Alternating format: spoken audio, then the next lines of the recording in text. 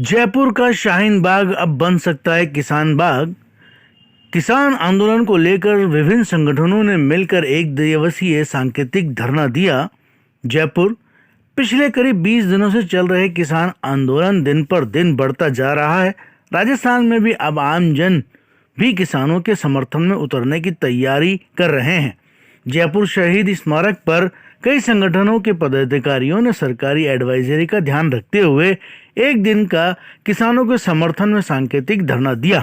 इस मौके पर राष्ट्रीय मुस्लिम महासभा के प्रदेश अध्यक्ष साहिब आलम सुल्तान, हाफिज मंजूर अली खान, अंबेडकर पार्टी के अध्यक्ष डॉक्टर दशरथ सिंह हिनोनिया, जाट महासभा सदस्य धर्मेंद्र आचरा, पवन देव, मोहनलाल बैरवा सहित लोग मौजूद रहे। हवाला है तो प्रशासन के सारे नियम उस वक्त याद आते हैं जब हम लोग किसी तरह का कोई शांति मार्च या धरना या प्रदर्शन की बात करते हैं, लेकिन जब कांग्रेस या बीजेपी किसी प्रकार का कोई धरना प्रदर्शन करती है तब प्रशासन को कोरोना काल याद नहीं आता, ना सोशल डिस्टेंस याद आता है, ना मास्क याद आता है। लेकिन यहाँ बात सिर्फ लोकल प्रशासन की नहीं है, बात यह है कि किसानों के हित की बात कैसे की जाए। अभी आपने बड़ा माकूल सवाल पूछा कि क्या शाहीन बाग की तरह किसान बाग भी बन सकता है। यकीनन बन सकता है अगर हम इसको एक पब्लिक मूवमेंट बनाएं। तो किसान सिर्फ जो अन्न पैदा करता है, अन्न तक का मसला नहीं है, हम अन्न खाते हैं। ये आम जनता की से भी अपील होनी चाहिए कि वो इसमें जुड़ें और किसानों का साथ दें।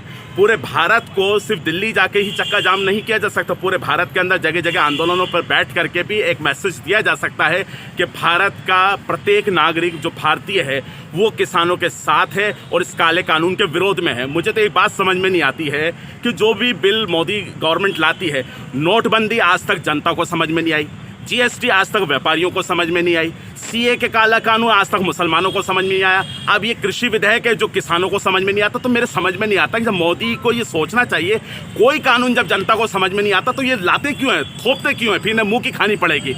और इस बार का किसान झुकेगा नहीं, इनसे डट के मुकाबला करेगा और ये काला कानून इन्हें वापस लेना पड़ेगा। तो इसलिए हम सब लोग, राष्ट्रीय मुस्लिम महासभा और अलग अलग तंजीमात के जो लोग यहाँ मौजूद हैं, हम चाहते हैं कि किसानों के साथ में देश का मुसलमान भी उतना ही भागीदार है, कंधे से कंधा मिला के इस आंदोलन को करने के लिए। अगर वो लोग कूच करते हैं और आगे जाते हैं तो हम भी यहाँ जयपुर के अंदर खाली नहीं बैठेंगे, हम भी आपको विरोध दर्ज करके दिखाएंगे और इस हुकूमत के मुंह के ऊपर तमाचा होगा कि भारत का मुसलमान भी उतना ही आपके साथ है जितना आप हमारे साथ हैं। Thank you so much. हाँ, आज भारत का हर नागरिक अपने आप को कमज़ोर महसूस कर रहा है और उसको ये एहसास भी हो गया है कि ये सिर्फ किसानों का मसला नहीं है, ये आम आदमी का मसला है। ये किसान जो लड़ाई लड़ रहा है ये खुद की नहीं, आम आदमी की लड़ाई लड़ रहा है। क्योंकि ये जो आज 30 किलो आटा मिल रहा है, ये साल, 1.5 साल, 2 साल के अंदर अंदर 400-500 रुपये किलो मिलेगा। फिर आम आदमी कहाँ जाएगा?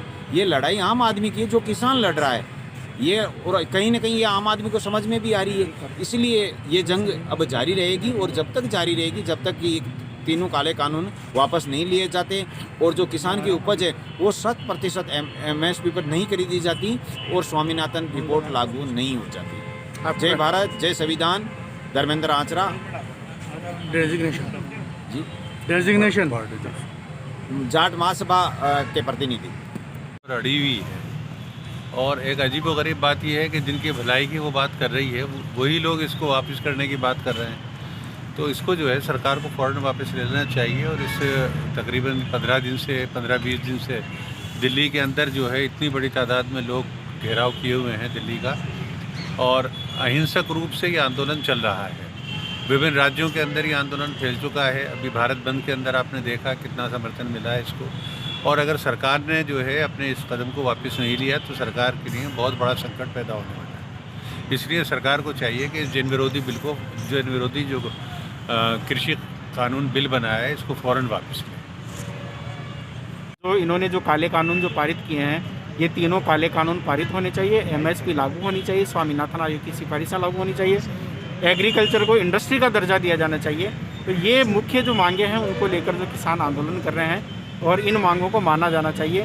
मोदी जी जो है वो अडानी अंबानी और जो पूंजीपति करोड़ जो हैं उन्हीं के केवल प्रधानमंत्री नहीं है बल्कि पूरी देश की जनता के प्रधानमंत्री है। उसमें जो ये जो किसान है वो भी हैं। इसके अलावा ये समय समय पर हर एक वर्ग को जो है ये टारगेट कर रहे हैं और उसी कड़ी में अब आज जो है ये किसानों को भी टारगेट कर रहे हैं। आप न्याय कीजिए, अगर न्याय नहीं करेंगे तो आपको कुर्सी छोड़नी पड़ेगी।